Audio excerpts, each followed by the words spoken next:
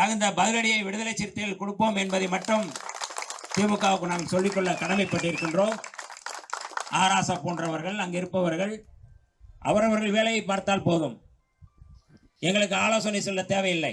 விடுதலை சிறுத்தைகள் துரோகம் இழைத்தமா அல்லது திமுக துரோகம் இழைத்ததா என்பது நாட்டுக்கு தெரியும். திமுக நிகழ்ச்சியில் பேசிய அமைச்சர் வன்னியரசு திமுகவிற்கு எச்சரிக்கை கொடுத்துள்ளது திமுகவினர் மத்தியில் அதிர்ச்சியை ஏற்படுத்தியுள்ளது. ஆதரவு கொடுப்பதோடு மட்டுமல்ல, அமைச்சரவையிலும் நீங்கள் இணைய வேண்டும் என்று மாண்புமிகு முதல்வர் அவர்களே அதை கோரிக்கை வைத்திருந்தார்கள். இது முக்கியமான ஒரு முன்னெடுப்பு.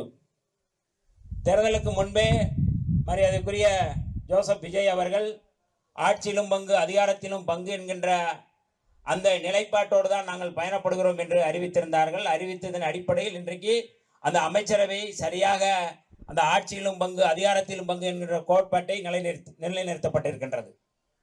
ஏன் இதை இங்கே சொல்கிறேன் என்றால், விருதுகள் வழங்கும் விழாவில் நம்முடைய தலைவர் எழுச்சி தமிழர் அவர்கள் திராவிட முன்னேற்ற கழகம் தொடர்ந்து அந்த கழகத்தைச் சேர்ந்த தோழர்கள் துரோகம் இழைத்து விட்டதாக அவர்கள் தொடர்ந்து அவதூறு பரப்பி வருகிறார்கள். அதற்கு விடையறுக்கும் வகையில் தான் துரோகம் இழைத்தது என்கின்ற கேள்வியை தலைவர் அவர்கள் முன்வைத்தார்கள்.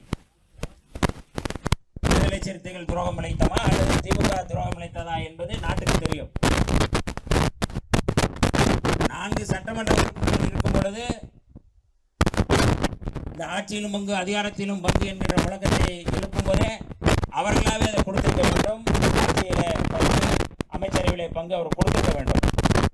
ஆனால் இப்பொழுது அதற்கான வாய்ப்பு வந்த பொழுது, நாங்கள் அமைச்சரான பிறகு, அமைச்சரவையில் பங்கெடுத்த பிறகு இந்த விமர்சனத்தை வைப்பது என்பது எந்த வகையில் சரியாக இருக்கும்? திராவிட முன்னேற்ற கழகத்தின் மீதான அந்த கொள்கை, அந்த தலைவர் மீது, மரியாதைக்குரிய மு.க. ஸ்டாலின் அவர்கள் மீது, உதயநிதி கருணாநிதி ஸ்டாலின் என்று பெருமையோடு சொல்லக்கூடிய அந்த ஆளுமை மீது, அந்த தலைவர் மீது எப்போதுமே விடுதலை சிறுத்தைகளுக்கு மதிப்பு உண்டு, மரியாதை உண்டு. கடந்த காலங்களில் நாங்கள் எப்படியெல்லாம் உடன் இருந்தோம், எப்படியெல்லாம் செயல்பட்டோம் என்பது நாட்டு மக்களுக்கு தெரியும். ஆனால் இப்பொழுது மிகுந்த அவதூறுகளை பரப்புவது என்பது ஆற்றாமையின் வெளிப்பாடாகத்தான் நான் பார்க்க முடிகின்றது. ஆக அந்த நிலைப்பாட்டை அவர்கள் மேற்கொள்வார்களானால், தொடர்ந்து மேற்கொள்வார்களானால் தகுந்த பதிலடியை விடுதலை சிறுத்தைகள் கொடுப்போம் என்பதை மட்டும் திமுகவுக்கு நாம் சொல்லிக்கொள்ள கடமைப்பட்டிருக்கின்றோம். ஆராசா போன்றவர்கள் அங்கு இருப்பவர்கள் அவரவர்கள் வேலையை பார்த்தால் போதும், எங்களுக்கு ஆலோசனை சொல்ல தேவையில்லை. தமிழ்நாட்டுக்கே வழிநடத்தக்கூடியவர், தமிழ்நாட்டை வழி